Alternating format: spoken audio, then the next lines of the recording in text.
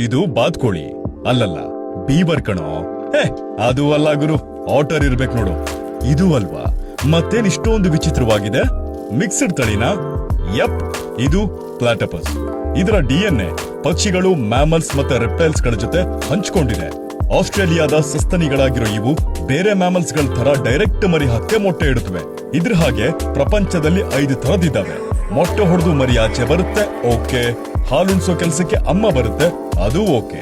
ಆದ್ರೆ ಕುಡ್ಸೋಕೆ ಅಂತ ನಿಪ್ಪಲ್ಸ್ ಗಳಿರಲ್ಲ. ಏಕೆ? ಮತ್ತೆ ಹಾಲೆಲ್ಲಿಂದ ಬರುತ್ತೆ ಅಂದ್ರೆ ಅದರ ಕಂಕ್ಲಲ್ಲಂತೆ. ವಾಟ್? ಇಷ್ಟಕ್ಕೆ ವಾಟ? ಮುಂದೆ ಕೇಳಿ. ಇದಕ್ಕೆ ಹಲ್ಲಿರಲ್ಲ, ಹೊಟ್ಟೆ ಇರಲ್ಲ. ಫುಡ್ಡು ನೇರವಾಗಿ ಇಂಟೆಸ್ಟೈನ್ ಸೇರುತ್ತೆ. ತನ್ನ ಹಿಂಬದಿ ಕಾಲಲ್ಲಿ ಚೂಪಾದ ಮುಳ್ಳಿರುತ್ತೆ.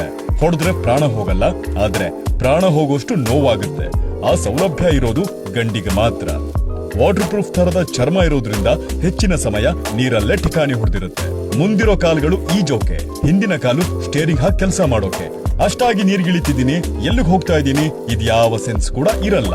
ಬ್ಲೈಂಡ್ ಆಗಿ ಹೋಗ್ತಾ ಇರುತ್ತೆ. ಮತ್ತೆ ಆಹಾರ ಪದ್ಧತಿ ಬೇಟೆ ಆಡುತ್ತೆ. But how?